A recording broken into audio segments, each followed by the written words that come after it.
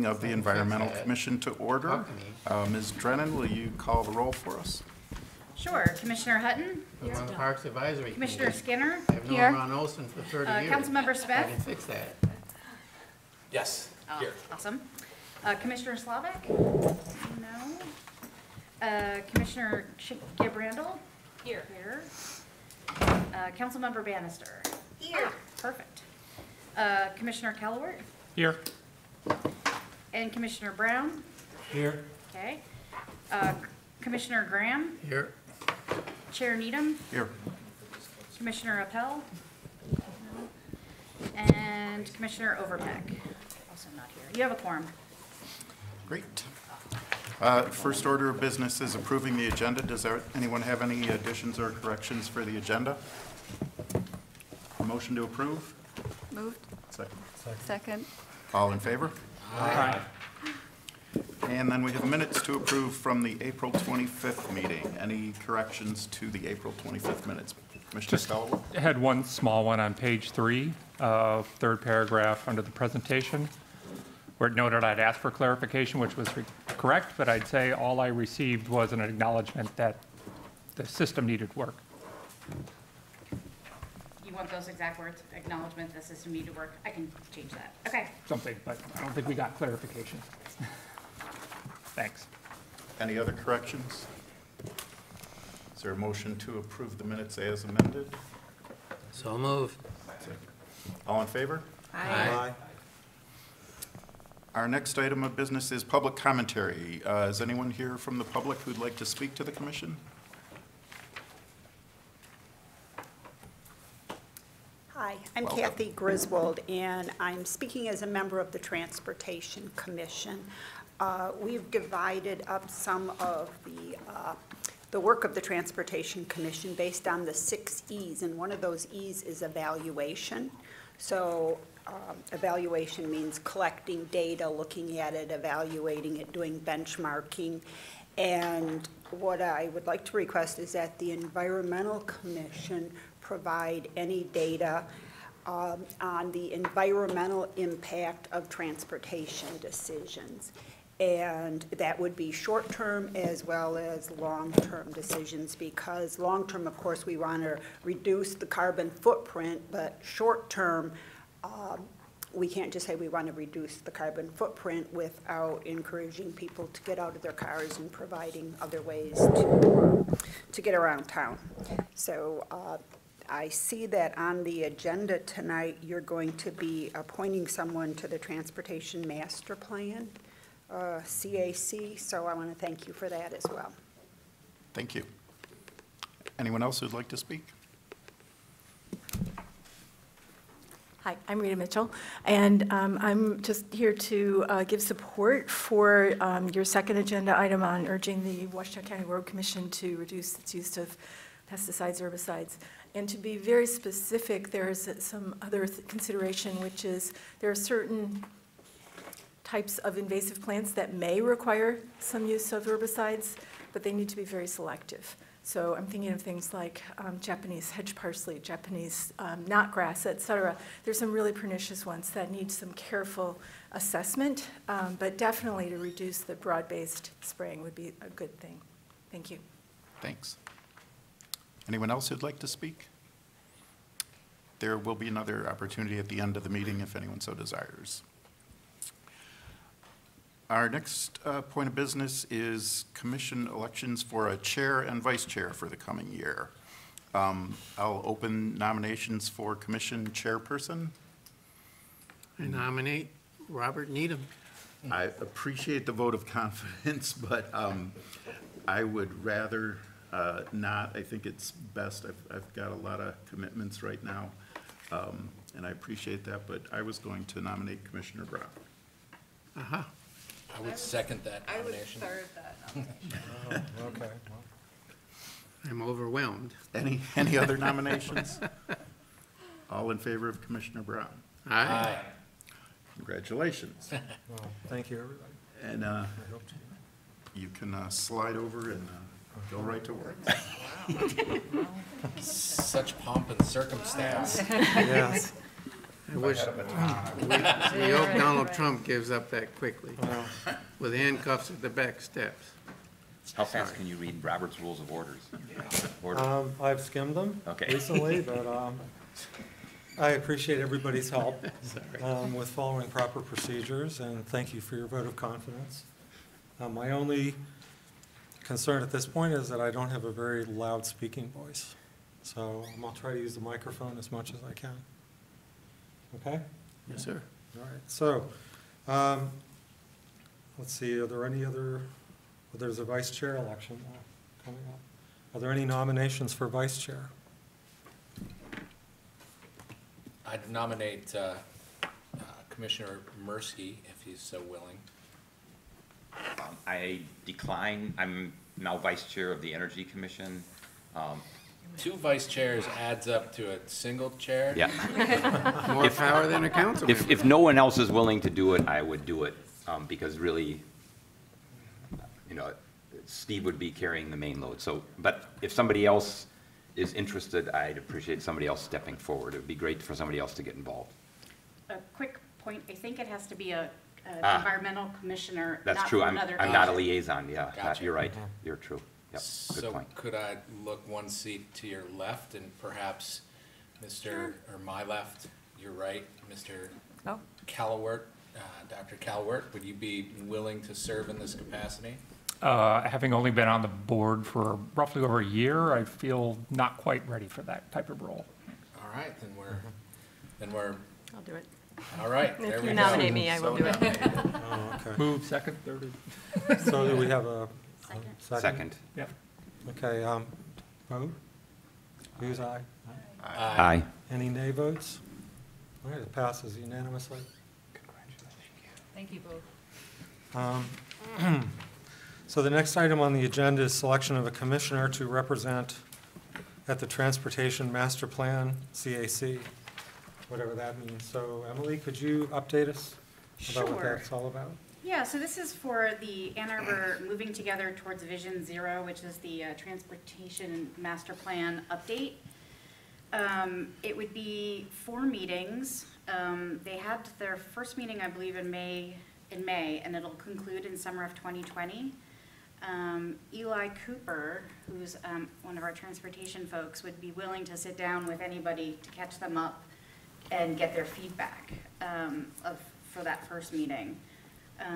It would be basically representing this commission and serving as a liaison back to this commission from what you've learned and that kind of thing.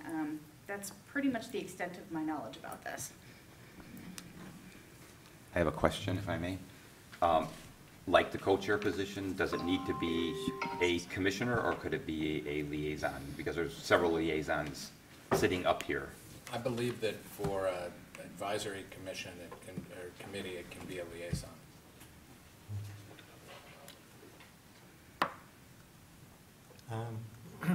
Being ignorant of the rules, I'm not, it sounds about right to me. Yeah. Are there any, does anybody want to weigh in on that? I just would like to comment, as a person who drives all day, every day in Ann Arbor, there's a distinct lack of balance in some of these discussions, a lack of representation of the people who drive. Even if we convert completely to electric cars, we're still going to drive in Ann Arbor. And I hope that happens more rapidly than it is. A lot of the decisions that are being suggested and made really interfere with the flow of people, real life people who need to drive, driving in Ann Arbor. Our traffic light system is antiquated. It has 5 systems that don't talk to each other. I've heard it said that we have a state-of-the-art system, which means that each intersection controls traffic at that intersection, and there's really minimal attention to the progression of flow on the main roads through town. The idea of parking on Huron Street was crazy. Thankfully, the highway department agreed. It's the most important roadway in town. We only have 2 east, west roadways, and they need to flow. They need to get people across this town. I don't want to get into another whole thing. I'm not putting my name out there, but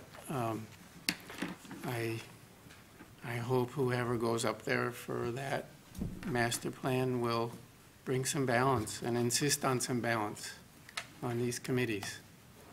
The great majority of people, if you took a vote, really want the roads fixed and traffic to flow better. And it really can if we work at it without interfering with the other priorities of pedestrians and bicyclists. We can't do pedestrians and bicyclists on the cheap.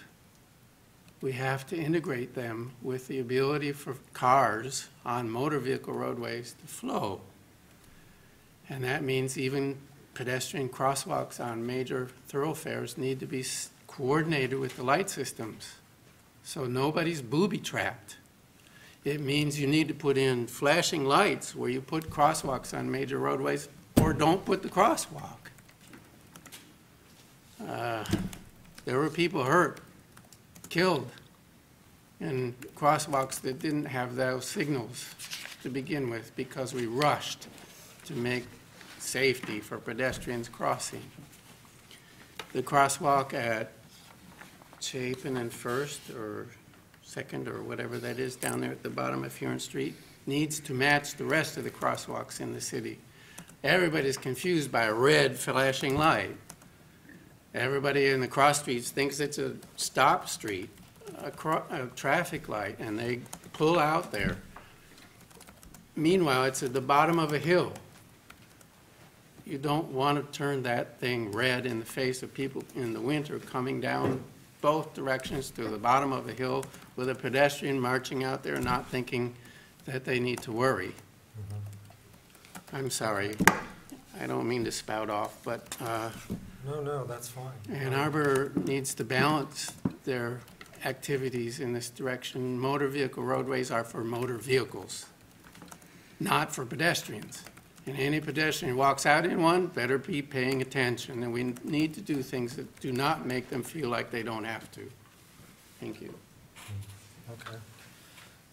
Well, thanks. Sorry. Thanks for that. No, I'm I appreciate politically that. incorrect sometimes. No, I appreciate that. So are there any nominations or are there any volunteers? Volunteers? Well, to select a commissioner to represent at the Transportation Master Plan? I see a lot of people not looking up. It's only 4 meetings, folks, just 4, 3 maybe even. And when are they? Starting in the fall? It sounds like starting in the fall and the final report's due in the summer of 2020. Well, if you'll nominate me, I'll go up there and bark. I just nominated you. I don't know if you heard me. No, I didn't. Okay, is there a second? I'm sorry, I because my mic was on. believe in electric cars, and I believe in pedestrians, and I do ride a bike, and I'm not trying to be a bad guy. But balance is important. No, I don't feel that way at all. So this is up for a vote for selecting Commissioner Graham to represent the board, the Environmental Commission at the Transportation Master Plan CAC. I'm all in favor? Aye. Aye. Any opposed? I'm sorry. Thank you very much, but Okay, I'll do well, my it best for passes you. unanimously, Bob, so congratulations. And I will bring the Environmental Commission viewpoint also, Okay.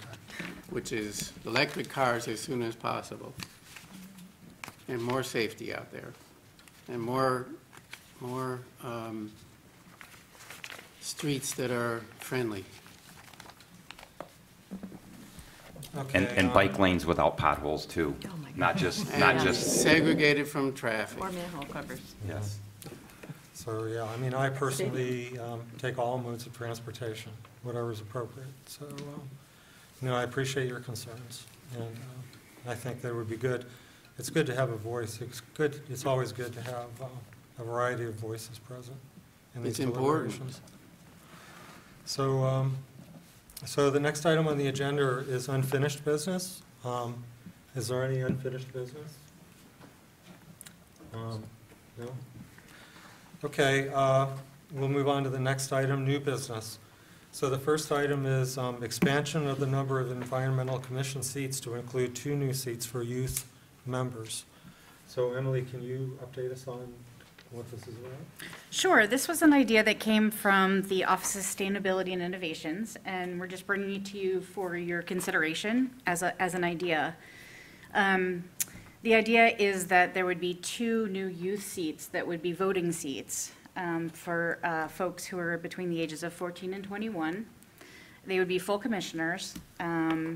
And the reason this is being brought forward is a lot of the environmental and climate policy work that you all tackle has significant impact on youth, much more so than older folks. And so the hope is that 2 youth members might bring a different perspective and could be useful to have on the commission.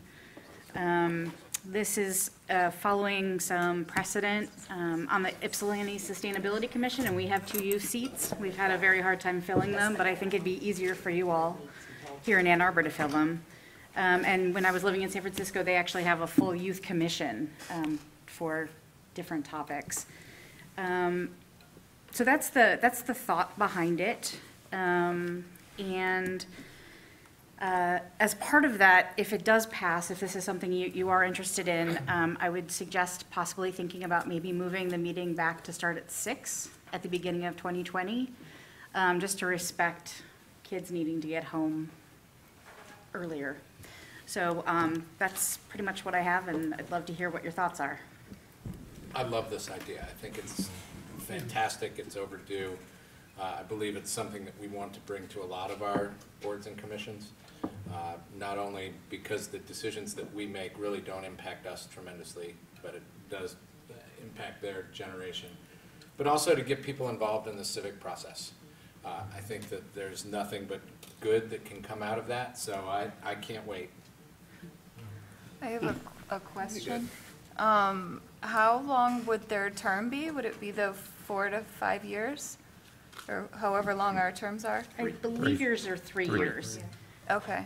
I'm just not sure that when I was between the ages of 14 and 21 that I could ever commit to something for 3 years. But that's just me. I think that's a fair point. I have talked to Laura Urati, who is the executive director of the Neutral Zone, and there's an environmental group there, and I know that they've been in touch with you as well, and they are fully supportive of it, and there are high school students who are interested in doing it. I do think 3 years is an awfully long term for a high school student. I would suggest that we think about doing an annual term. And I'm also not sure that moving the meeting back to 7 would be beneficial with kids' sports practice schedules. My teenagers, 7 o'clock is a pretty standard meeting start time. So I think that maybe that should be, we should look at that before we make a decision about that.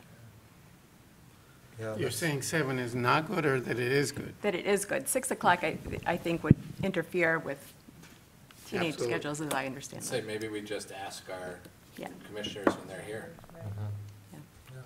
Yeah. Could you define youth? Ages 14 to 21. But that's just in the proposal that we're bringing for you, so it's open to any edits, including the term length, if you want to add that as an amendment. I would amend that to 1-year terms. So the process would be that a person in that category would raise their name to a council member, and the council member would raise that name after vetting to the full council, and then there would be an appointment? I don't think those details have been figured out. I think what you're doing, if you're interested in this concept, is approving it in concept and then sending it to council, and council will obviously make the decision. It would be a change to your founding ordinance that would need to happen. My assumption is that the process would be the same as any other commissioner, that they would be nominated by the mayor and they would be voted on by council, right? Actually, it's the council that brings forward environmental commissioners. Ah, The okay, reverse for of- environmental The commission, reverse okay. of everything else in the Okay. city. And there is an application Yep, to submit. right. Go ahead, Bob. I'm just curious as to why 21 years old rather than 18. Presumably, an 18-year-old could just apply for a regular seat, right? Of course, yeah. I mean, I think we were thinking about bringing in some college students that would fit that criteria, but it's, again, up to you. If you'd rather move it back to 18, that's your prerogative. Absolutely. I just had a question following up on the age piece. I looked through the code and didn't find anything about age eligibility kind of criteria to be commissioners. I don't know if I've missed it, but that made me think that we should be thinking about up to 18 and younger. So I also had questions about up to 21 but if we're thinking about this as a general youth or younger adult position, that would be a one-year piece. I could see the value of that too. Another question I had was about voting or non-voting and the materials that were sent out of the examples of the other communities. I thought I read that they were all non-voting. So I'm just wondering about the kind of thought behind voting or non-voting, and this is definitely for voting. So is there any additional information? I think it on was that? just to empower the youth commissioners to actually have a voice as opposed to be more of a token voice, to give some actual power to the youth. It was certainly my thinking, but that is just me. I would agree with that too. I was just noticed that the other communities had them as non-voting members. Yeah. No, I mean, I would agree with you that I think it's important that they feel that they're empowered. Otherwise, why would they bother to participate? We value their opinion, let's value their vote as well. I would agree with that, and I do think there's something kind of powerful about having, kind of naming the age range, because we don't get people applying that are, 22 or anything like that, but I think it would be nice to stretch it a little bit so that you could kind of get to the end of typical, and anyway, of sort of grad school type level at a surrounding university, so like 14 to 25, something like that. I think maybe that feels kind of like you're really capturing that, so that would be my. And if they're representing that age group, it might affect them. And if the term was different, then it would be easier even for a college student to make a commitment. And presumably, they'd be eligible for reappointment. Right, yeah. I would have a question in that instance about residents, because we have students who live in Ann Arbor for the time that they are students at the university who don't have their, pardon me? Oh, I'm sorry. Sorry, thank you. I had just a question about residents, because we have students who come to the University of Michigan for 4 years whose home, their voting registration may be in some other city or some other state, and would we be flexible about that? Similarly, I know that a lot of the kids who have been particularly active in the environmental movement here have been students at Washtenaw International High School, which is a county-wide school. And there are cities that go to that, cities whose students go to that school, like Ypsilanti, where there are opportunities, but there are a lot of others where there are not. And I would also just be interested in exploring the idea of allowing a student who is a resident of Dexter or Milan or Canton to be a participant if this is something that they were particularly interested in, because we are the county seat and we're influential, and it gives activist students more exposure to just civic engagement. Any other comments? I have a couple of comments. First of all, I support the general concept. I support also the idea of increasing the age. I'm a little less enamored with the idea of allowing people that are not residents of Ann Arbor. I think we're making decisions for Ann Arbor, and hopefully there's younger students as well as University of Michigan students that reside here, and there would be sufficient interest amongst them. And I think that that would beg the question, well, there's an adult in Pittsfield Township that works here, that does everything here, that sees this as the county seat, that would like to be involved. I mean, we allow that right now with the 7 vote, and maybe we do something like that, where we look at those candidates if they're really, really good, and there's a different threshold for them than there would be for a resident. But still showing some kind of preference, at least for the youth that are in the community. And last comment I had was, actually a lot of the climate-related policy is actually in the Energy Commission and a lot of the activities. And so my question is, picking up on Councilmember Smith's comments about this being considered potentially for other commissions, why not for the Energy Commission as well? Why not for transportation, whatever? And, you know, I think initially, potentially those two, because those are the ones that may have the longest or the greatest impact on their lives. But, you know, I support the general idea of expanding this more broadly, but especially for the Energy Commission. Okay. Any more comments? I would support the idea of there being an additional standard that a person who's not a resident of Ann Arbor would have to meet. No, I agree. I think they all sound like good points. So at this point, what should we do, Emily? Should we write up our recommendations to the council, or? We could do, it sounds like you have maybe 4 amendments, and I think you've had a person suggest an amendment, and now you need a second. So if you want to, if we can do that in order, you can vote on it, and then if that appeals to you. The first amendment I offered was changing it to 1-year terms. So then you would ask for a second. Second. There you go. Any vote? Aye. Any opposed? Okay, passes unanimously. Carry a lot of weight, Chris. Second one I heard was extending the age to 25, from 14 to 25. Second. Anybody, yeah. Those in favor Ayes? say Those in aye. favor say aye. Aye. Those Those opposed opposed? say nay. All right, motion passes unanimously, or amendment. In terms of voting privileges, I would say that they're entitled to full voting privileges. So So moved. I don't think there's an amendment for that. Yeah, because that's already. They already have in that. there. Yeah. Okay. The next one would be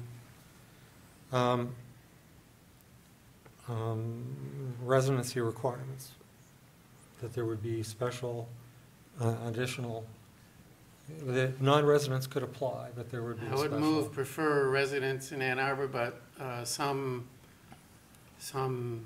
measuring stick if not, Well, we have this, proposed by staff.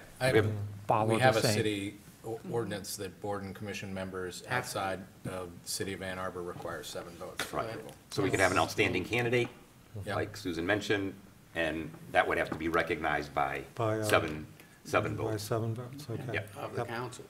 Yeah. So I'm going to suggest that possibly, I'm going to take out the words "that reside in Ann Arbor, Michigan." Or should I leave that in, and then council rules would probably go into effect? Yes. Okay. So you'd have to change the rules to do something different. Yeah. So I think your suggestion's Yes. fine. Okay. That sounds Yes. good. So all those in favor, say aye. Aye. Aye. Aye. All opposed? Was there a second? Did I? Second. Okay. Well, you did first, so I'm going to give it to. Okay, was there another amendment that you I heard? don't think so. I think We addressed the term, right? we did the term. I believe Commissioner Murski was talking about the preference for youth in the community, which I think we just took care of. And staff's interest is also expanding into the Energy Commission, but we were going to come here first. So I think that's the end, and now you should probably vote on the whole thing. Okay, for consideration of the amended proposal from city staff, all those in favor? Aye. You All need those- somebody to move it Well, a yeah. second. Okay. Moved. Second. Second. All those in favor, say aye. Aye. All those opposed?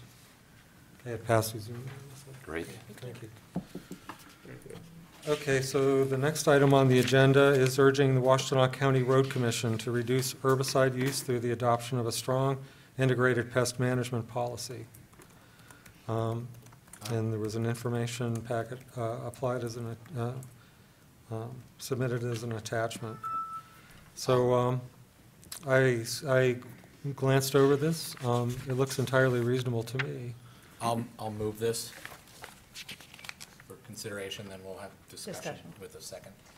Okay. All right. Is there a second? Second. Okay. It's too bad that Commissioner Apple isn't here tonight, because he is very much involved in using targeted herbicide used for invasive species and is very good at it. So it would have been nice to have his voice here tonight, but I will do my best to represent my own view and also channel him because he knows a lot more about specifics than I do. I was a little confused. Number one, I used to be an IPM person, Integrated Pest Management, for MSU's biological station for a research project I was on, and that was insect-oriented, and so I feel like there's some terminology here that is a little confused, because they're talking about herbicides, but IPM standards are, as far as I know, and I'm not steeped in it, are much more insect-based in terms of pesticide use. And those I see as two very different things. They're related, but they're very different things in my book. Any of those things can potentially cause harm. I think insecticides have a lot more potential to cause harm because they're living creatures like we are, and so they can, you know, the targeted chemicals that are used have a better chance of affecting us too. Not that herbicides don't affect us as well. But as somebody who in my work is constantly trying to figure out how to manage some of the invasive species that were brought up tonight, in addition to many others, it would be basically impossible for us to even hope to catch up to deal with some of these issues without the use of targeted herbicides. So it just feels a little broad to me in terms of the way this thing is put together. And it also feels like it's not quite clear in terms of some of the language around it. And so I'm not quite sure how to amend it to get to that point. And I wish Commissioner Apple were here tonight to be able to talk more about his own experience. But boy, there's a lot of invasive plants out there, and hand pulling is just not going to happen. And so I am not, the broad spraying, I understand that we tend to do it in a more targeted way, but sometimes there's just a big area of something awful, and you have to do foliar spray like that. So I can definitely get behind, like, you know how on the railway right away and the road right away where they're doing just broad, you know, for a half mile at a time. Like, I don't think that's a good thing. But I would, I just want to be careful about setting some sort of precedent, like, oh, we're just going to do this with the road commission. Then it starts to filter out into other things, that this would be some sort of template that then could be applied to other situations as well. So I can't support this the way that it is written right now. I'm not, again, quite sure how to rewrite it all because I think some of the language is a little confused, but if perhaps somebody could give a little bit of background as to kind of how we got to where we are with this particular piece of work, that would be really helpful to understand. Is this like some incidents that happened? Is this the stuff that we got emailed about a few weeks ago? I'm a little confused about sort of how that all came about. So how did we get here? Right. And then how can we So, just be wise about how we handle herbicides? Yeah, that's what I would say. okay, so Ann, would you speak to that? Yes, well, and I want to, yes, I think that's an excellent point, Shannon. We got an email from a resident who's actually here with us tonight. Thanks for coming. And another one too, a Fifth Ward resident, and emailed in because they had received the Washtenaw County roadside herbicide spraying notification. And so that swung a lot of us into action, and I want to thank everybody who contributed to all the emails that we shared with each other about what we knew about the program, and what we could do as an environmental commission about it. So one of the things is specifically about this resolution, about the Washtenaw County Road Commission. They are going to talk about it at their meeting on July 10, Wednesday, July 10 at 6:30. And one of their things that they allow is residents to individually opt out of their particular property of this herbicide spraying if they do so no later than July 15. And if they clear the right-of-way next to their property of all weed growth and brush. So I'm going to go on July 10 to the Washtenaw Board of Commissioners meeting and see what they say about it. And but I agree what you're saying. I think in our effort to swing into action and get this all ready for tonight's meeting, we may have, in our enthusiasm, you know, maybe not thought it through quite as well as what you're bringing up. That's an excellent point, that pesticides and insecticides are also part of the picture, and we want to be careful with the herbicides. So that's how it all came about. And I've got all the emails here of all the different things. Dr. Stoltz outlined different things that we could do, like working with NAP to do just more public education for people, like on their private residences, to see how effective that would be. And then I think it was you, Commissioner Brown, who brought up, and others, that the state has already preempted cities from banning these pesticides, herbicides, and fungicides, and so we are in process of confirming with legal that that was in fact our situation. But as was also mentioned, we have lobbyists in Lansing through GICS and Kirk Profits Group, so we could work on the state. And then Commissioner Brown also wisely brought up that Senator Stabenow at the federal level does farm issues, and so that's those Roundup Ready GMO seeds that you brought up, which is a whole nother direction. Separate but related. And then we also have with us tonight Rita Mitchell, who founded the Be Safe Ann Arbor, or was a co-founder of Be Safe Ann Arbor, about pollinators and just overall education about reducing harmful chemicals. So I want to thank everybody for swinging into action. And as far as how to address our particular resolution tonight, I'm open to our discussion about how we could move forward with it, but with a pared down version to be amended. You know, I may make the suggestion, I understand that we're under the time constraint of wanting to voice an opinion to the Road Commission. You know, I can tell in the discussions I've had with Katie Scott, you know, she's well aware of this. She's communicated with the Road Commission about this.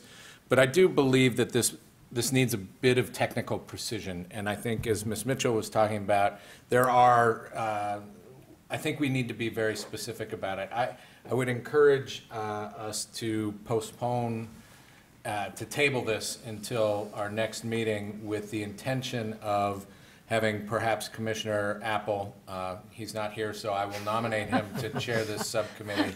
And perhaps Ms. Mitchell could lend her expertise to this if she's willing and able, because she has been a fairly leading voice in the community about this.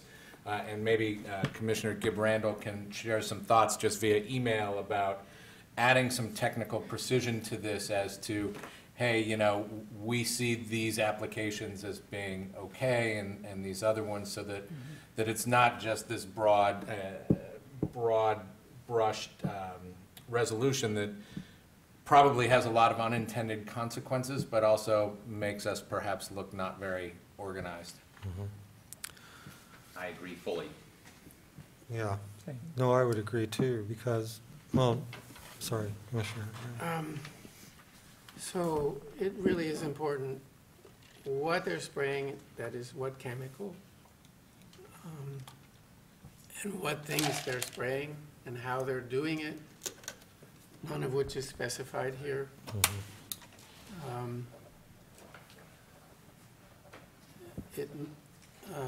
From the standpoint of pollinators, if you're mowing roadside vegetation in the middle of the summer or twice or 3 times a year, it's not very good for pollinators either.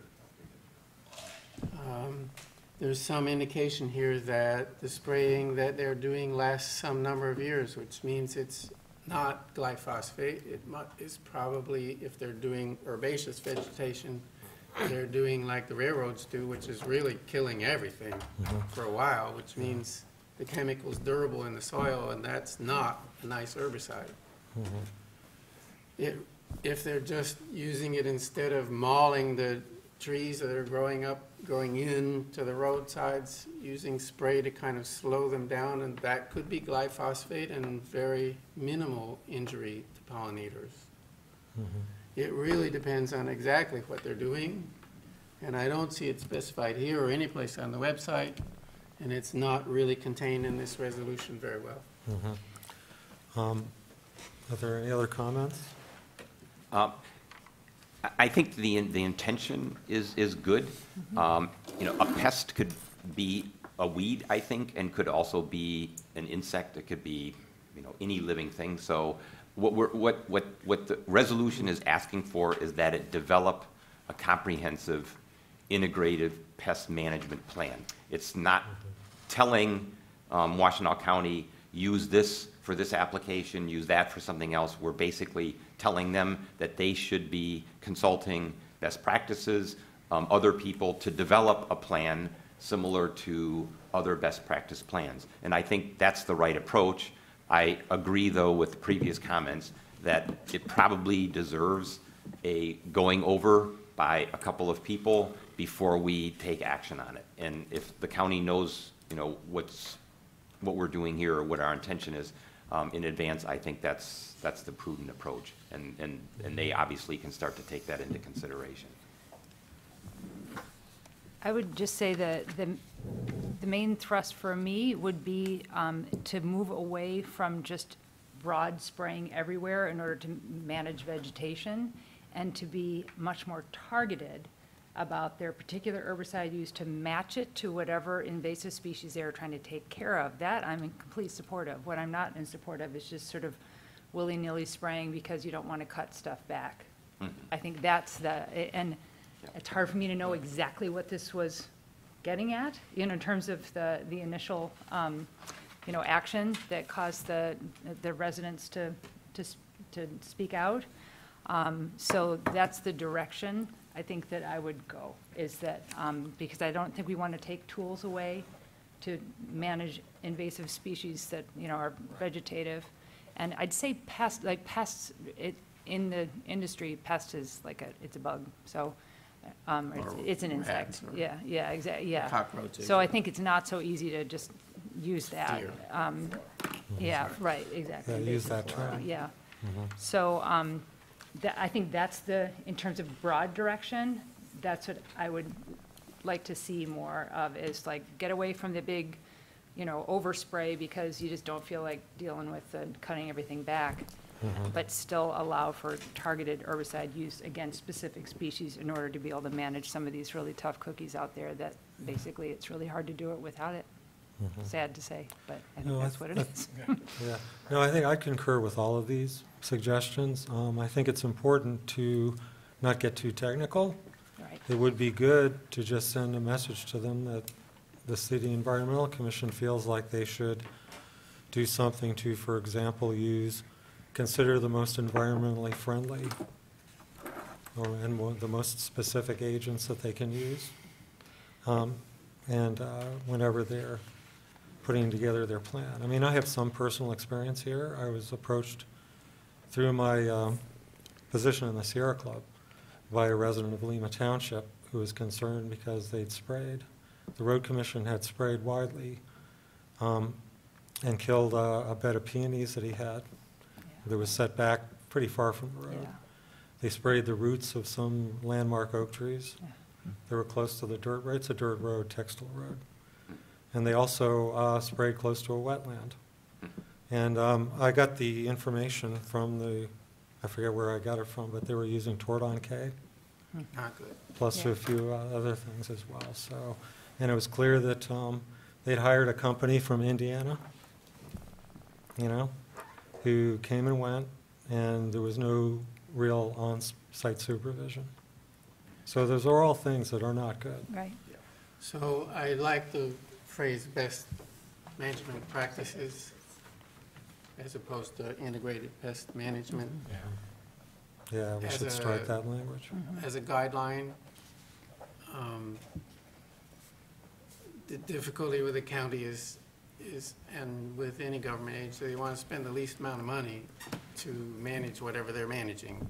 And in this case, vegetation growing into roadways means maybe the spraying, which is new for the county, relatively new, or in the last generation, these great brush hog machines that can go up sideways and just desecrate roadside vegetation.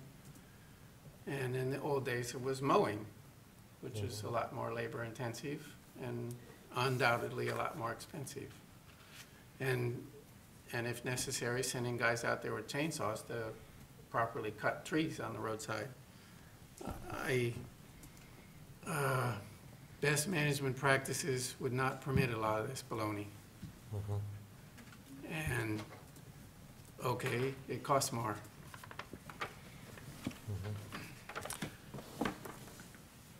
So I'm working on an amendment to this that might be tolerable to the body.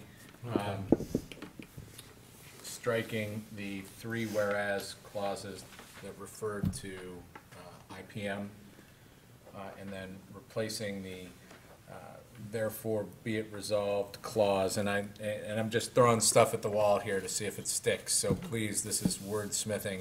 There is no pride of authorship here. Therefore, be it resolved that the Environmental Commission recommends City Council urge the Washtenaw County Road Commission to develop a comprehensive herbicide application plan based on best management practices. That's as far as I got. I think Shannon probably used some language that's a lot smarter than I can come up with on the fly. But I would suggest develop a comprehensive road vegetation management plan based on best management practices. Yeah. Not just say that one more herbicide. time. Road Road vegetation management plan based on best management practices for that process, as opposed to just herbicide. And best management practices will not include a highly soil durable herbicide, for example. Is there wide recognition of things like that? Like IPM is a set of Right. rules There is. essentially, Right. and best management practices is a lot more nebulous. Yeah, Yes, but yes, there's plenty of stuff out there. But- People But have, it's not quite as So- comprehensive as Well, what you're What was the getting. last True. thing that you said? You said which excludes something. I didn't mean to include that in there. Oh, okay. So, All right. to develop a plan to manage vegetation on the roadsides Based on that best really, management practices. really works at best management practices. Could we add in something about environmental conservation? Because my concern with best management practices could be interpreted as cheapest, quickest, and we're done. Yeah. Any suggestions here? I would just try to work in environmental That conservation. minimize negative environmental and impacts, there you go. aesthetic impacts, On best environmental management practices. particularly for pollinators.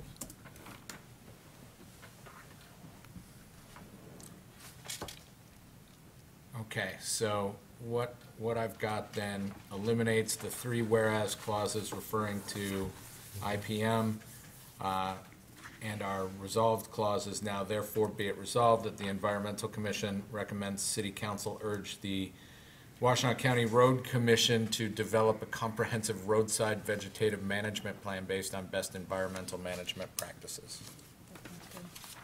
That's way, way better. I'd say, I'd say that contains the sense of what we've been discussing, We have a. without getting into too much detail. Right. Need a second? Yes. All right. Okay, Second? okay, all in agreement? Aye. Aye. Anybody opposed? Okay, it passes unanimously. Good. Do you, Ann, do you Okay. sponsor this? Yes, And we can put it on as a late addition to Monday's agenda? wonderful, Okay. Okay, late edition. so, Right, so when Jane gets mad, she has to get mad at you too. Yes, at midnight, yeah. okay. Yeah. So, all right, so the next item on the agenda are reports from committees, other commissions, council, and chair. So in what order should we do this in committees? Start from the beginning if you want. I'm not sure what committees are. I guess they're the energy, The work groups. the work groups, yeah, the working groups, okay. So, Chris, do you have anything to say about the natural? I'm working on a couple co-chairs, so the ball keeps flying while I'm in dire straits. And I have one, and I'm going to work on a second, so things can keep moving. Otherwise, they haven't been because I'm kind of in trouble business-wise. Oh, okay. Susan? We do not have an update from the water. Water, storm management, okay. I have an update from the solid waste working group. We met for the first time earlier today with Jenny Petoskey, who's a member of the city staff, who Molly Pachevsky's assigned to help the working group, the solid waste working group, work on metrics. As you remember, the sustainability plan that the city's had posted for some time has metrics for things like solid waste, for diversion, greenhouse gas, things like that. So the idea here is that we will develop some as a SMART goal, by the end of the year, we're going to develop some metrics in collaboration with the city to follow through over the years. And they all center on percent diversion, the greenhouse gas emissions that are reduced by a particular action, and by the cost as well. The cost per resident per. So there's some discussion about how do we normalize all these things. So we need to also collect information about number of households, number of employees per business, number of residents per household. And it's not yet clear where we'll get that information, but we're going to ask city staff about that. Well, we're going to use, I think, the data the that's STAR. been gathered for the STAR Yeah. certification. That's right. That's right. Allison had made the suggestion that we look at the, a few years ago, there was a STAR STAR Communities initiative that the city had that presumably has this data available. So I'm going to ask Missy's office about where that information is. I can help find it. Okay. And then the city already collects the away trucks, both for the trash that goes to the landfill, for the recycling trucks, and for the organics trucks. So we'll have these data. And then there is not really any data collected currently for bulky waste, for anything that's diverted to reuse, such as the Recycle Ann Arbor's Reuse Center, the PTO Thrift Shop, St. Vincent de Paul, the Kiwanis Club, things like that. So we're going to look into that. And then also construction and demolition waste. Recycle Ann Arbor currently has a recovery yard that I don't think many residents are aware of. That's on Jackson Road, near Baker Road. And so they already collect some construction waste there. I myself have brought box springs and a mattress there, which was disposed of properly. So that's what we're working on, and the intent is by the end of the year we'll have some documents that are almost like standard operating procedures you would have in industry that would describe how the data is collected, how it's supposed to be documented, and who it's to be provided for and posted, where it's to be posted. So we hope to get that done by the end of the year. That's it for working groups. So other commissions, Planning Commission? Yeah, I would say pertinent to this commission, we I think I've talked about this project that's on Platte Road that had a couple of huge old bur oaks that were,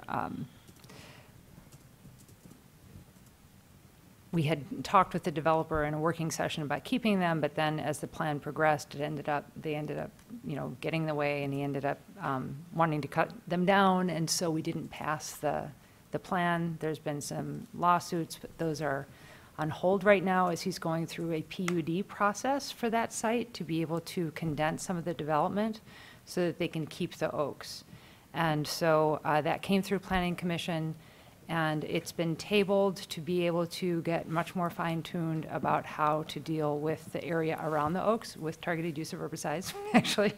So apropos to our discussion tonight. And kind of the standards and how they will be moving forward over time to be able to steward this area so that, and it's all hinging basically on the idea that these very old oaks, which won't be around forever, will be able to regenerate underneath them. So it's not just a matter of keeping the oaks and having lawn underneath, but actually having a little habitat around them so that they can perpetuate. And we can have the same genotypes that have been here for a long time still remaining. So there's some fine tuning that's going to be happening with their management plan for these oaks, because that's basically what we're getting out of the PUD is preserving these, or not all of them, but some of them, and creating an area around them that allows them to be able to regenerate and have oak babies and keep going on, so we can have that particular strain survive. Because if you put an oak tree in now, it likely comes from Tennessee. It's grown somewhere else. So this allows our area oaks to be able to keep going. So that's where the status of that is. They'll likely come before us again with a more fine-tuned plan. I will just shout out that, boy, it really would be nice if we had a heritage tree ordinance, so that we could have more teeth, because he was completely within the rules to cut them down and just have to mitigate for them. That's what our rules say. And it really would be great if we could have something that gives exception to some of these real old trees, the really big old ones. We all know where they are, right? Cobblestone Farm, along Division, you know what I mean? There's, in the business school, there's just a few of them that are just huge and iconic, and we're here long before any white settlers were. So it's those, I think, that would be great if we could have some sort of teeth around We that. just need to amend the existing to add a new natural feature. Right. Doable. There you go. Could that be We're done? excited to see that. So Chris? Can that be done as a part of the natural features working group? Of course, Okay, good. Okay, when we get to work and I stop. okay. Fiddling Thanks, around. I guess, John, Energy Commission? Just a short summary of the last meeting. First of all, the commission passed a so-called sense of commission honoring Wayne Appleyard's service on the Energy Commission. He served over 26 years on the Energy Commission, was not reappointed by council, and so we wanted to honor his service. There was a presentation by a Pioneer High School student on lighting. Some of his concerns are addressed by the new lighting ordinance, but most of his concerns were related to the amount of lighting and the spacing of lighting in residential neighborhoods, and that potentially could be addressed by a next step with the lighting ordinance working group, where we're going to be working with city staff on potential revisions to the Orange Book related to lighting in the public right-of-way, which is not addressed by the lighting ordinance. We elected a new chair and co-chair. The new chair is Shoshana Lenski, and as I mentioned earlier, I'm the new co-chair. And then briefly on ordinances, we continue to work, plug away on ordinances. Lighting ordinance, I don't know what the latest status is from the Planning Commission, but I heard that one key feature, which was an amortization clause, which would basically require that lighting be updated after a certain number of years, is considered to be not feasible. I don't know if Commissioner Gibrandl can provide any insights or feedback from the Planning Commission. Yeah, I don't know that level of detail around it. We had a version of it maybe 2 or 3 months ago, something like that. So it's been a little while since we've looked at because we've had several, I mean, I don't know, probably 3 different sessions on it. And each time it's gotten closer and closer, and I'd say it's getting close, is what I would say. But I don't remember the amortization. Yeah, that's my understanding. So exactly that it's getting very close, and the last real issue was this amortization clause, and that most likely is going to be dropped. There's, as I mentioned in previous meetings, EV readiness. Actually, Wayne Appleyard and I met yesterday, and we have essentially a draft that will be reviewed by the working group on Tuesday, so that's getting pretty close. Also, and I think everybody knows what that is, right? I think I've talked about that. And then we also have another ordinance that's a little bit farther away. Excuse me, I misspoke. The EV readiness one, the basic ordinance is there, but we have to generate a table defining what percentage of parking spaces have what level of EV readiness, and we've gone through maybe a quarter of that table, and we'll do that next week. The other ordinance where we are pretty far now is on what we're calling a HEAD ordinance, which is a home energy audit disclosure at time of market. There we took an ordinance from Portland and revised it with some additions and mostly deletions. That's in pretty good form, and that will go ahead with the whole working group, so hopefully something like that can go to the city attorney and then to council within the next couple of months. And then we had a solar access committee, but I understand that may not go forward. I heard there's some concerns about that. And so there were some emails just recently trying to ascertain whether that has a future or not. So that was basically what's going on right now in the Energy Commission. I had a couple of other solid waste issues that I could bring up now or later under new business. Should I just do it right now? Yeah. So first of all, the commission will remember that we had received a commitment from the city to get quarterly solid waste reports. While there has been a lot of reporting to the advisory committee and to also this commission of the work that Aptum is doing, we haven't gotten any reports recently on diversion rate. In the past, we had gotten forecasted diversion rates. We haven't also gotten anything on expenses, revenues, and what the status of the solid waste reserve fund is. We're reaching the end of the fiscal year, so my request would be that hopefully at our next meeting or at the very latest, we get a quarterly report with the final diversion rate for the year, as well as an overview of the financials. And in addition to the financials, what I'm particularly interested in, there's been a lot of discussion about how commodity rates are affecting city revenues. So it would be really interesting for us to see, potentially broken down on a quarterly basis, how is changes in the commodity market affecting our overall solid waste revenues and therefore our net costs or revenue in total, and then how that impacts the solid waste fund. So that's one issue. I don't know if anybody has any comment on that. Second is, it's widely known that at the end of April, RAA submitted a proposal for reactivating the MRF, and I think it would be of interest to all of us to get a copy of that proposal, and more importantly, to get a report from the city on the city's evaluation and the status of potential implementation of that. And I know that there were some changes that were considered by council. I don't know exactly what the outcome of those were. I heard that there was something passed at the last council meeting that would enable that to be acted on.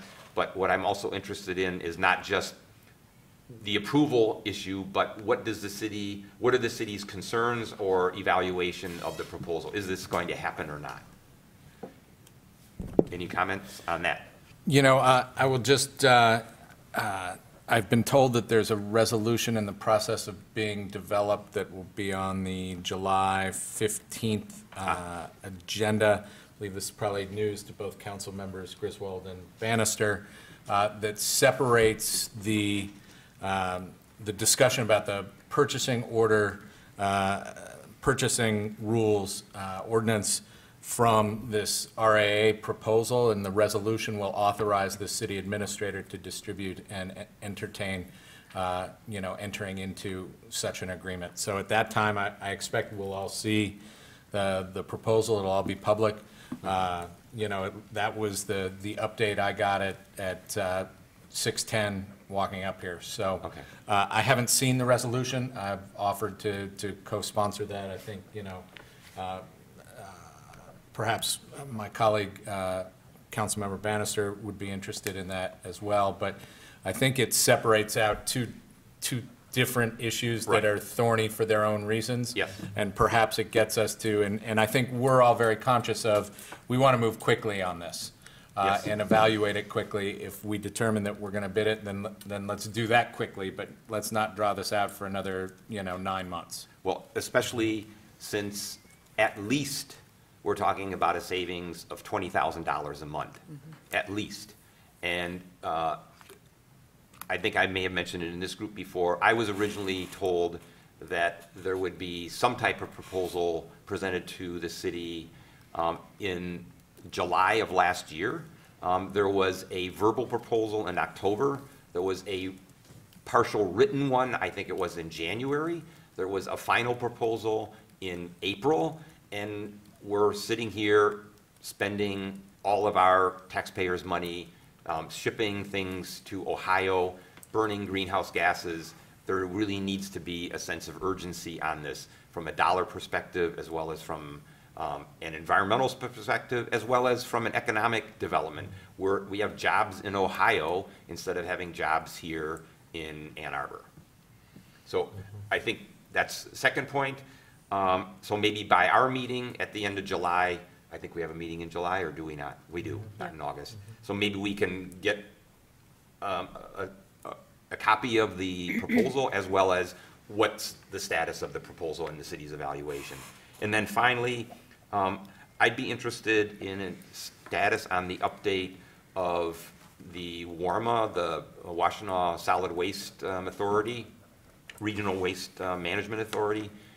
We, I believe, passed a resolution unanimously in favor of that. And I thought with that latest resolution, we addressed two sticking points, labor as well as voting rights, especially if the city were to enter into some type of a contractual agreement with the authority that would require significant additional investment.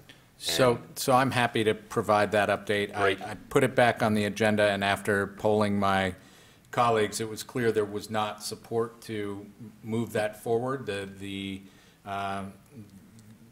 rationale I got for that was that they want to wait until the solid waste plan is done and adopted, so I withdrew the motion. I thought it better to withdraw than have it fail. Right. I mean, okay, as far as I know, we haven't seen any draft language yet, but we got a report, I was not here that day, from Aptum and the city, and I don't think the Aptum report is going to go into any detail, frankly, on the authority.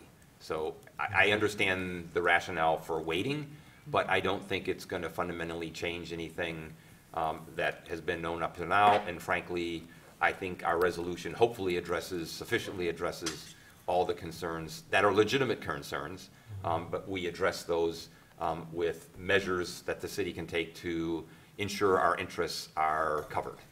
I mean, that's very concerning in a way, to me as well, because the current investment, I understand, is only $5,000, and it's just to enter into planning discussions.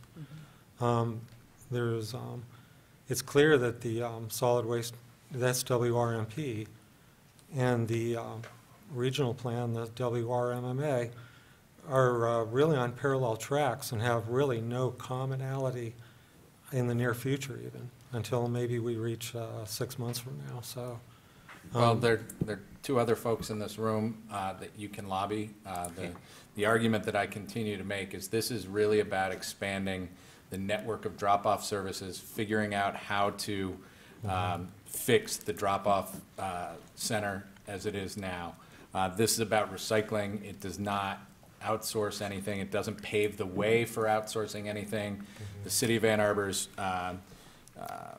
resolution passed by council to do all solid waste, use our in-house union employees to do that, that carries all the weight of the world in this discussion. So it doesn't matter what kind of regional entity we would enter into, our resolution supersedes that. This isn't about labor.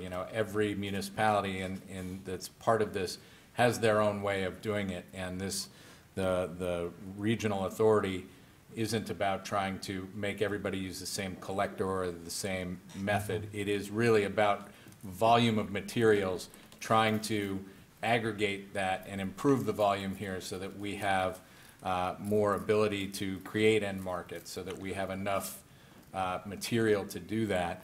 And I just haven't, Yeah, it's about saving money for everybody. I wish I was a better debater, but I'm not. Okay. Because this is the way to capture whatever synergies you can capture to save money across the board, and also to make a common outreach and education platform, and to capture economies of scale for recycling and organics. So I'm not sure what the commission can do about this at this point. We've spoken twice. I know that one of my colleagues was very, very unhappy that I had reintroduced this motion. Thought that the Environmental Commission, in her words, was being insubordinate.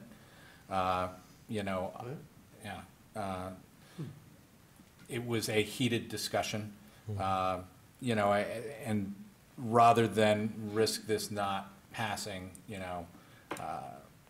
my understanding is we have until September to be able to make this decision. The Water Resources Commissioner was here to talk about it, and it just didn't move. Okay. Well, all I can say for myself right now is just that I hope council people who have concerns about it would come to members of the Environmental Commission and explore what the, and make sure we agree on the facts, and then see what we think about what the implications are and what we can do to address those concerns. That's, I think, all that can be done. Yes, I think there is some sort of disconnect there, because I think there were three union leaders came to the meeting and spoke. And so there's some disconnect between the knowledge that you all have done researching it and what, for example, the three union leaders. Well, has the city attorney generated an opinion on this? I mean, I think a lot of the confusion was nobody really looked at the language of the new resolution, which was different. That doesn't help. And that was a frustrating thing for me. But I understand the union representatives being nervous about their base and their people having jobs, but I don't know that we can say enough to instill their trust in us that, hey, this city council resolution is policy until another city council resolution would undo that. Doesn't matter, if it's 30 years from now, if there's not a formal resolution to undo that, that remains the policy of the body. Okay. Are there any comments about this? I just have a question. Is it a matter of education, or is it just a matter of wanting to get this report before council takes action? You'd have to ask the folks that are not in favor of bringing it back off the table at this point. Okay. So my understanding is that this report, I think it was originally supposed to be due by July 1st, but I think it'll be postponed to at least the end of July. So maybe we can revisit it at a subsequent commission meeting. Okay. So let's see, anything else from the council? No? I'm not sure what I'm supposed to do with the chair. Yep. No, okay. No, I don't have any updates from the chair. Report from staff? Sure.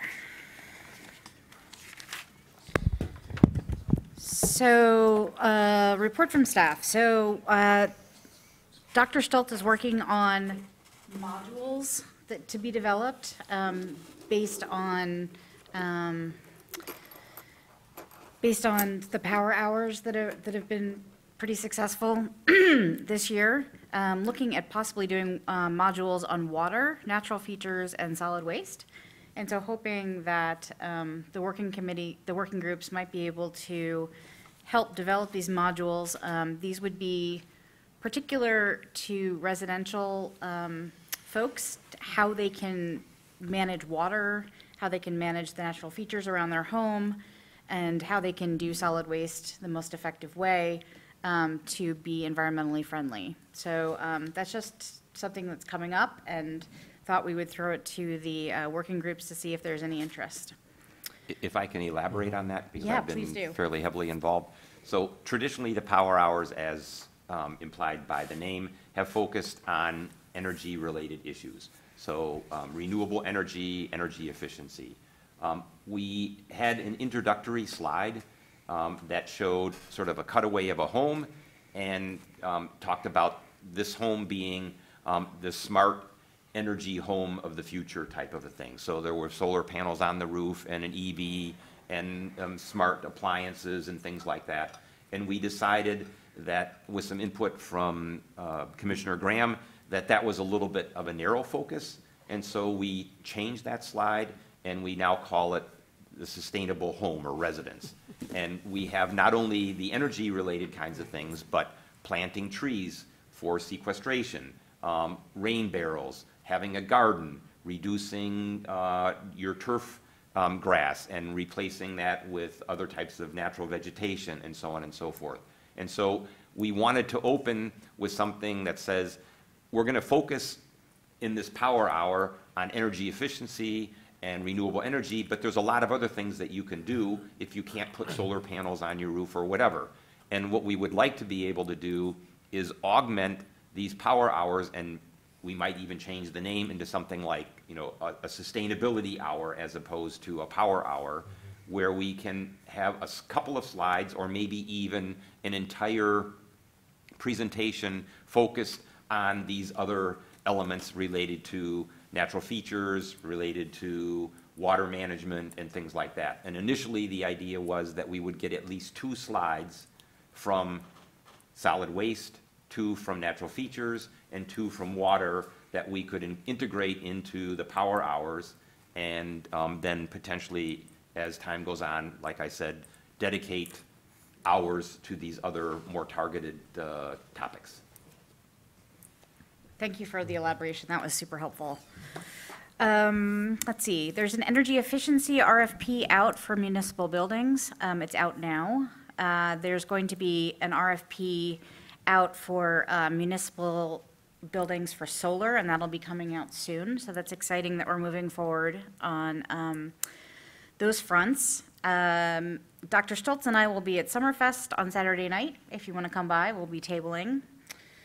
We're always looking for volunteers for public events. So if anybody is interested in tabling with us, it's getting close to the end of outreach season for the summer, but we would love to have you.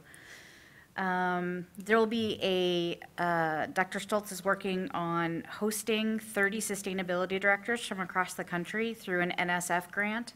They're going to have a meeting here in Ann Arbor in early July. The Sustaining Ann Arbor Together grants open again on July 1st. All the money from this fiscal year has been allocated, so that's an exciting thing to be able to report. So if people out there or have any ideas for grants, feel free to submit them after July 1st. There was an EV event at Spark this morning that a couple of us were at. I think that went fairly well. Dr. Stoltz wanted me to put it out there that we're looking to do neighborhood block parties, and the reason for that would be to build resiliency in communities, that neighbors that know each other will help each other in disaster times. So if there's anybody who's interested in hosting a neighborhood block party in your neighborhood, contact Dr. Stoltz. The Green Fair was a success, and hopefully we'll have a presentation from staff about greenhouse gas inventories at your next meeting. So I just had one comment. If you're looking for volunteers, where would citizens find a place to sign up for opportunities to That's a volunteer? very good question. It's not formalized yet. Okay. We're actually going to be meeting with a group from University of Michigan that have developed an app for volunteering. And so we're going to be talking with them soon. So maybe at some point in the near future, there'll be an app for that. Okay, that's perfect.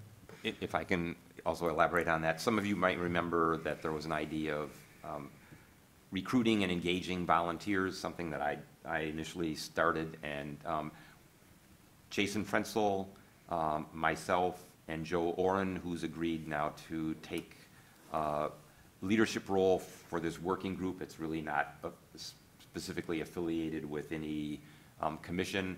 We met with Dr. Stoltz earlier this week, and we're going to be meeting with United Way. There's also this app where there's going to be a meeting with the group that developed it from the University of Michigan. It's called Backpack. And so the hope is that we can make regular progress so that there is a formal approach for volunteers to be able to register and say, I'm interested in doing this kind of work. I have these kinds of skills. I have time or geographic limitations. And that would be sort of one side of the database. And the other side would be organizations that say, I need this type of help. And then the database would hopefully then match up volunteers with volunteer opportunities. That's the conceptual idea. There, like I said, the United Way of Washtenaw County does that to some degree, and we're going to talk to them about piggybacking what we would like to do on top of what they're doing. That's what we have for our staff report. Thank you. Okay. So let's see, the next item would be items for the next agenda. Are there any proposed items for our meeting in July? I had something to toss out, see if people think it's worth discussing. I think the full commission was copied on at least some of the emails about a recent situation along Longshore and adjacent streets above Argo Pond with gravel was being put down, and the residents smelled a petroleum odor, and it was quite an ordeal to get action taken on it, and I don't think that the gravel has been removed yet, but that was the outcome. You know, the complaint seems to be valid. It just got me thinking about situations like that when there's sort of an environmental emergency like that. What do we do as a city? I think in the past, maybe Matt Nod was sort of the point person for dealing with things like that, but with his retirement, I wonder if there might be a vacuum, and I just wonder if, you know, it might be a discussion topic as far as, do we have a formal sort of environmental emergency response plan? Should we have one? You know, nothing elaborate, just a page or two of, this is the person to contact who can, you know, who has the authority to stop work on a project or to get the fire department out somewhere or whatever it might take, rather than, the poor residents trying to sift through bureaucracy and not know who to call, and before you know it, 2 weeks have gone by. And, just food for thought. Yes. Yes. Councilmember Bannister was very involved in this. Yes, that was actually a Ward 1 incident there, and the resident has carried the water for that situation, and I believe, according to her email today, they were removing the limestone, and she was still, though, expressing that it should be sprayed down first, because as they removed it, more dust was being left in, and so, yeah, I think Councilmember Hayner and I and other council members have said anytime there's any complaint or anything of note happening in our ward, the council members should be copied, because we are the ones that then will follow up with the residents, with staff, to stay on an issue. And luckily, in the case you're mentioning of this 21A limestone smelling like petroleum, and actually as was removed, the city did swing into action, but I think a quick response team, I wonder if that would be in the Office of Sustainability even, when it's an environmental issue, to make the quick response even quicker. Well, in that regard, I mean, how are potential hazardous waste spills handled? Exactly. You could just treat it like a potential hazardous waste spill. In industry, this would be a part of the emergency response plan, and a big part of responding to an emergency in industrial setting is some type of issue related to a release, whether it's a spill or it's an atmospheric waste. So I entirely support Bob's proposal, and someone should be looking at the city's emergency response plan, and if it doesn't include cases like this, it should. And, this is just, in a sense, a spill of a different nature. This is a chemical that was, in a sense, spilled somewhere else and transferred here, and there should have been a response according to the city's emergency response plan. And that's the way it was handled where I worked. I was the incident commander for North America, and that would have been handled through exactly the procedure like you're discussing. So I entirely agree with your proposal. I would as well. Well, maybe we. Well, and we do, and this is from the KI incident. We do have a person on staff, and maybe Ms. Drennan can remember his name because he's escaping me right now, but we have a full-time staff person who is our emergency preparedness person.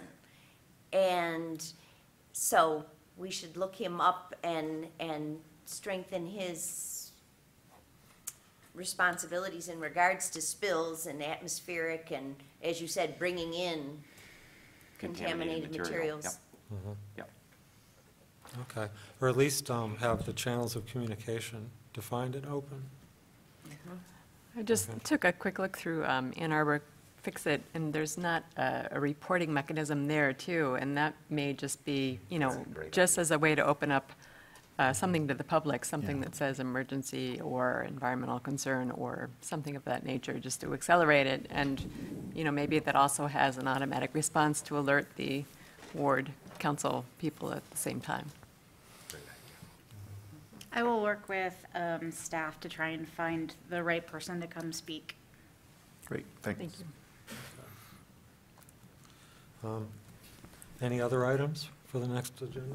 I have one question of staff, or Emily in particular. The format of meetings, meeting minutes. Is there a requirement that meeting minutes describe blow by blow, he said, she said? Or can we limit meeting minutes? I think you did this actually for a while, where everything is recorded on tape, or if at least it's supposed to be recorded on tape. If it's not, then potentially we do need a more descriptive set of meeting minutes. But I think it would save time, and it would help all of us if we could focus on specific recommendations and action items and who's responsible. And I don't know if that's possible, but it seems to me it would help everyone. Yeah, I mean, to answer your question, meeting minutes to meet the laws can vary from action minutes, which literally are just votes that were taken and who voted how they, or you can go all the way the other extreme and do the blow by blow. It's really up to the sense of the commission about what they want. It does seem, certainly something I've thought about is that if somebody's really curious about something, they'll probably just watch the video. As opposed to finding the minutes and then reading the minutes. Yeah, okay, I agree, if someone's really interested in the details. Yeah. My work experience was, we had our meeting minutes, at least in printed form or also, and there was a right-hand column. And in the right-hand column, if there was an action item, it said so-and-so was to, or something was to be done, then in the right-hand column, it said, Sally Smith was responsible for this, and it was to be done by this due date. And it made it really easy for everyone to simply read down the meeting minutes, and you look for Sally Smith, and that's me. That's not me in this case, but that's me, and I need to do this. And I don't have to read through 3 pages as a reminder of where was my name in here and what was I going to do. And I don't really see it serves a whole lot of purpose for you and for us to be reviewing meeting minute details in great detail. You may disagree with that because you picked out a word that you wanted to change, but it seems to me that would be an efficiency measure for us and for staff. I certainly wouldn't disagree with you. So I encourage you to take it up with Missy and Josh and maybe harmonize. Okay. Chris? So I'm not familiar with the contaminated limestone spread on roads problem at all, but I have for quite some time been upset with the use of limestone on our gravel roads. It's cheaper than using roadstone, which is really a crushed granite with fines in it. But it is extremely dusty, which has to bother everyone who lives on a gravel road when they apply that stone. It's a much lighter weight stone, and so it erodes much more easily, and a lot of it just goes right off the road the next heavy rain you get. There seems to be a lack of understanding of how to crown gravel roads, so there's a drainage way on each side, and water never crosses the road, and it's another whole transportation matter that I'd like to mark about, but contaminated materials being put on a road is not a good idea, if that's what happened. Yeah. But limestone's not a good idea to begin with. Okay.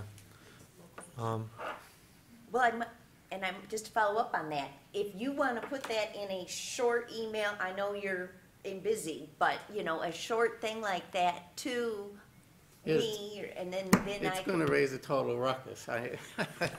Well, that's how that's a good point, that in all this episode with the contaminated limestone, it didn't even come up that limestone itself was the problem. It's extraordinarily dusty when it's dry, and pasty and muddy when it's wet. I mean, it's just not So a these road are material. two totally different situations, Right. just so you know. So he's talking about dirt roads, of which we don't have a lot of within the city limits. We have a few. Quite a But few. this is a base material which is completely standard, the way all of the city depots Underneath. go underneath asphalt, which That's is an another matter. entirely different situation. So let's Right. be careful not to conflate these things. Absolutely another because matter. I understand you have strong opinions about materials. I do too, but let's focus on When what- it's covered, it's no problem. Yeah. Good base. Got that. Right. So I heard somebody say that it was contaminated gravel or contaminated limestone, but I followed this fairly closely with the city engineer, Janet Allen, and it's really a natural petroleum kind of deposit. It was recognized, there's geological reports from the 19th century that tell you that this limestone in the Dundee Formation is, it still has a lot of carbonaceous matter in it, and a lot of stuff. And in fact, you can Google it, and you can find a lot of media reports about people driving down US 23 and complaining about the petroleum odors coming out, wafting over from the quarry there. So, That's a new one. yeah. So it was naturally contaminated.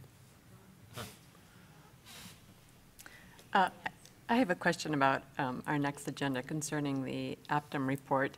We have not traditionally held a meeting in August, and if there is a deadline that needs to be hit by September, if we haven't, I'm assuming that we will see the draft report before it goes to council, and I'm wondering if it will be ready for us to see for our July meeting. Otherwise, I'm afraid there's going to be a timing conflict. That's a good point. I'd be happy with scheduling a August meeting, but I'm not sure how you do that.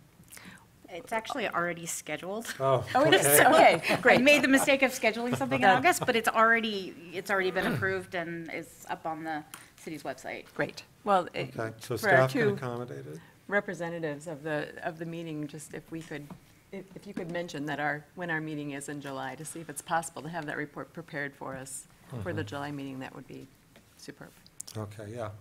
So the next item on our agenda is the next scheduled meeting. It's for July 25th, is the fourth Thursday of the month. So I think what I'll do is I'll check in with the city staff That'd be great. Thank you. about that. Okay. So the next item is public commentary. Does anybody wish to come on up to the microphone?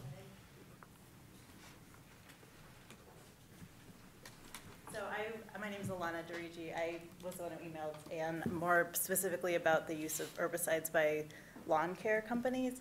So I have a toddler daughter. We walk around a lot. A lot of my other friends who have young children, we're playing in parks, and you often see those little signs saying that an herbicide has been sprayed, don't play here for 2 hours, and it's just alarming to us as parents, like is that really enough of a warning?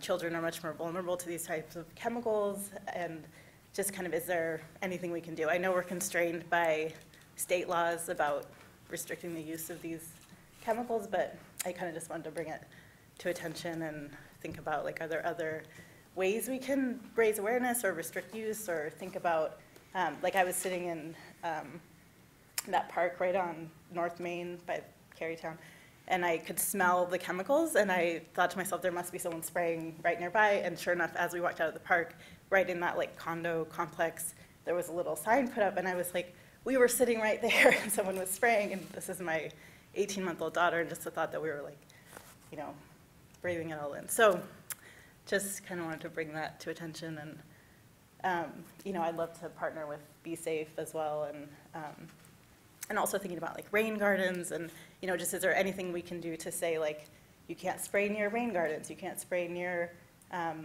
access to where there's runoff to the river, and thinking about kind of how to integrate that into I liked your idea about the when we think about green spaces like native plants and reducing turf, which would also reduce the amount of herbicide sprayed. That's the way to go. And we could include something in those slides that specifically mentions homeowner use of them. I'm curious if Commissioner Graham can comment on your comments. Well, the good news is that smell is added, so you know it's there. Okay.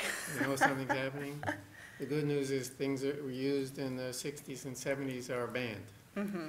The stuff that's used today is much less worrisome. Mm-hmm. The good news is they use a tacking agent which sticks the material to the grass and things that they're spraying, so it's not, once it dries, volatile in the atmosphere or damaging to dog feet or kids' feet. The bad news is the state has preempted us from really doing much. We can do something with people who suggest they're chemically sensitive and make sure warnings are given in excess of the state standards and so on, but I do go back to what I've been saying for a long time. Turf grass is nuts. Mm-hmm. And all of this happens because of that. And if we had a lot less of it in town, except for really intensive recreation areas or moms and dads that have football kids, in the backyards, we'd be doing a lot better on more channels than just this one. Yes, I Way better. completely agree. Completely agree. Yeah. All right. Well, thank you. Well, thank you.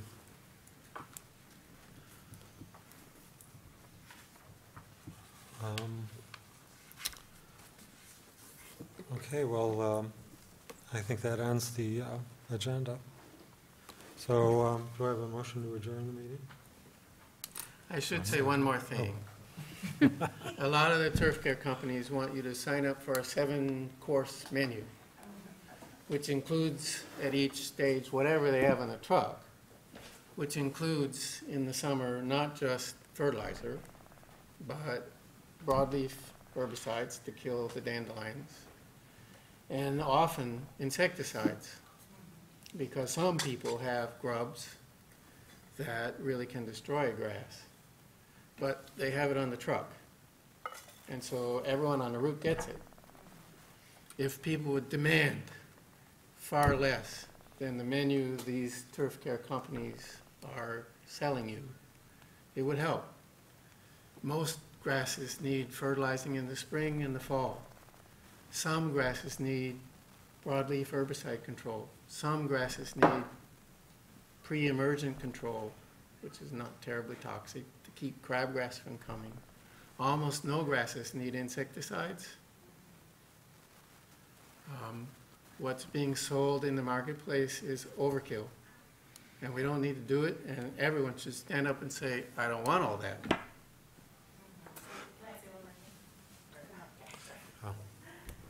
Yeah, that reminds me. So what are, like, oftentimes I see the signs on larger apartment complexes or condos, and so I'm assuming there's a property management company that's hiring these people, and that the residents aren't even giving consent. They don't, maybe don't even know what's being used. Like, is there, I mean, I know we were constrained on the state level, but is there a way to say you have to have like buy-in from the residents before you can hire a company to spray in their yard where it's wafting into their windows? And Probably we can't, but the organization that controls the property could. okay, so it would still be on like the individual, like the property management would have to agree to Yes. that. It's not something that you could do. And from they're all the- in automatic pilot Right. about all this Yeah. stuff, and it shouldn't be automatic pilot. It Right. should be do things that are genuinely needed to be done for the Right. sake of the vitality of grass and the people that use it, not this 7-course menu of overkill. Right.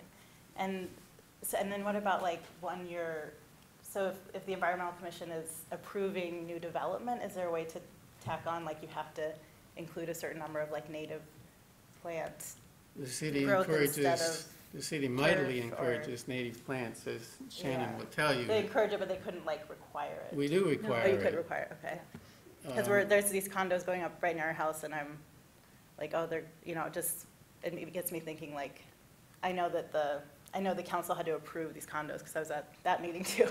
And so wondering, like, you know, is there a way that we can prevent? We haven't gotten to the point of being able to really curtail the installation of turf grass. Mhm.